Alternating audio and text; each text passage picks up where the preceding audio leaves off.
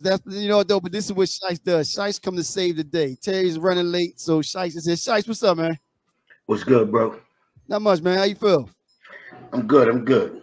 See, man, you know what? I could always depend on my brothers, man. Terry's down in New Orleans, so he's running late. So hopefully, he'll be able to hop on. Did you hear the topics tonight, Shice? Did you hear the 4 Yeah, topics? definitely did. Definitely did. Which one? Which one? I think I have an idea, but which one interests you, man? What did you think, Uh, man? when you said what does the Ukraine and Russia have to do with Oh, us? oh, okay. All right. Well, then Well, which one you thought I was going? I'm not being shallow, but I thought you were. I thought it was the Embiid one. I thought it was the Embiid one. Yeah, Embiid. But that too. before you get off, I was going to That say was the two before you that get off. jumped out at me though. All right. Well, then we gonna hop on both of those. But yeah, Shice, Ukraine was invaded by Russia the other day. I think it was like last week sometime. They've been at war since like 2014. And you hear a lot of people talking about the fact that it's on the other side of the world and we shouldn't have anything to do with it. It's not our war. But I wanted to put it out there, so you're here, Shice. What are your thoughts on it? What does that whole issue mean to us? Well, it's going to directly affect us whether we sit back and say what we shouldn't do. We are going to get involved because that's what the NATO is about, the Allies about, United States, and the Russian conflict goes even further back since the Cold War days, right after World War II, when they fought on the same side, and after that they became divided. Right. You had them. Right. The Russia divided half of the Soviet Union, divided up half of Europe, and the Allies had the other half. Where you had West Germany, East Germany. Then all these Soviet countries had satellite countries underneath them. Mm-hmm. And when the wall came down, stuff like the Ukraine left the Soviet Union, different countries, Germany, fell back. So U.S. and Russia, Russia have a long history. The Ukraine have a history, as you spoke on. So it's going to affect us because whether we say we shouldn't be involved or not, if it comes down to sanctions, that's going to affect us putting sanctions on them. Right. If it goes down to us actually putting boots on the ground, we have blacks are in the military. So Absolutely. It's going to affect us. It's going to affect us. Right. But as far as what it should be, that's the other side of the coin. Because I've been watching, I haven't seen it reported on the major news outlets, but I've been seeing YouTube and different, people, because with people with these cell phones, you get news even if they don't cover it. And I'm watching Africans that's stuck in the Ukraine, how they're being treated as they're trying to flee. Now that's interesting. You got telling them they can't, they got to wait until all the Ukrainians and the Polish get on the train first. Right. Wow. I seen one where they had guns out at the Africans. So they already treating other people like second class. So if the United States is going to get involved with it's about freedom and lives, the lives of other people. That's right. And we're jumping in this for Ukraine freedom, and then watching our brothers and sisters. Right. Freedom impact on.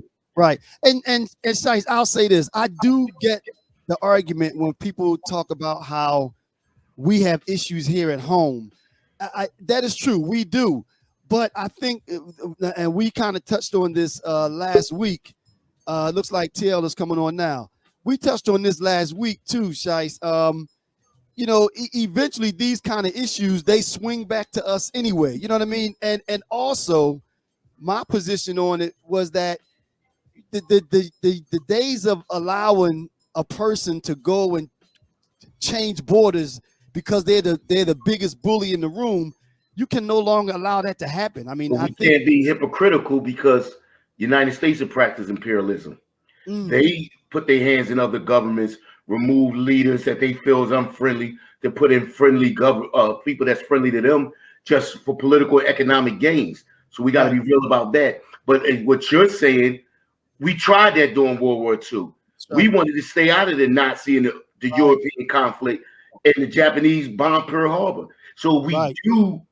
It's two sides of that. So if we do sit back and let the world do what it does, it will impact us. We got to sit home and act like our borders are safe. That's right. Right. You'll look up the next day and your borders are not free. Your borders, right. You see, and the analogy that I always use is that if you let someone continue to do that, and you're right, we have done things like that, help to overthrow governments, to put in people that are friendly to us. We have. And that is wrong also. If you have a democratic, it looks like Terry's trying to get some juice. If you have a democratic elected government, regardless whether we agree with that person or not, overthrowing a government to install someone that's friendly to you is wrong. But historically they overthrew governments to put in dictators. Right. Yeah. They don't always get involved to keep the democratic democracy alive in other people's countries. They have put in dictators in power. Yeah. So and again, very that's wrong also.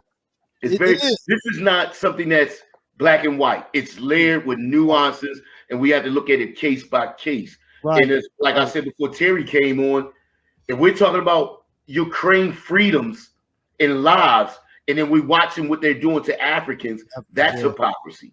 Yeah. We get involved to help the Ukrainians keep their freedom and their lives to move prosperous, and we watching them treat Africans second class. Now, I'll say this also, Shies. I have to be perfectly honest. I didn't see that footage. I didn't see that. You said you're catching that on YouTube? I've seen a few places.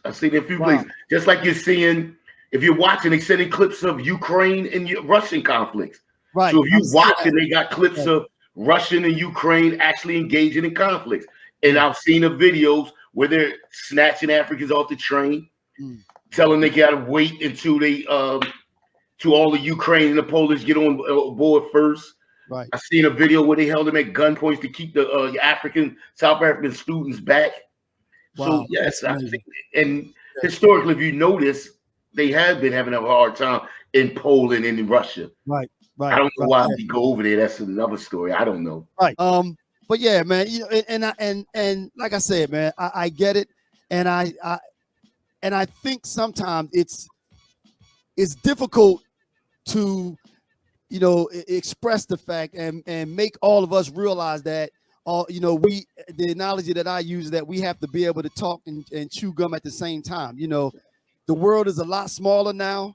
And as you said, Shice, if you ignore things like that, before you know it, they're knocking at your door. Think about that's one side of it too. But we still got to be clear about the U.S. Historically, went abroad fighting for other people's freedoms while we were second class here. Right. Yeah. We were treated like second class citizens during World War I, II, Korea, Vietnam, and we could even say till today. Right. So it's just hypocritical. I get your point. We can't, as a country, act like we live in this world by ourselves and let things go unchecked. But we can't act like we're Superman and our hands are clean. We got some Lex Luthor in us too.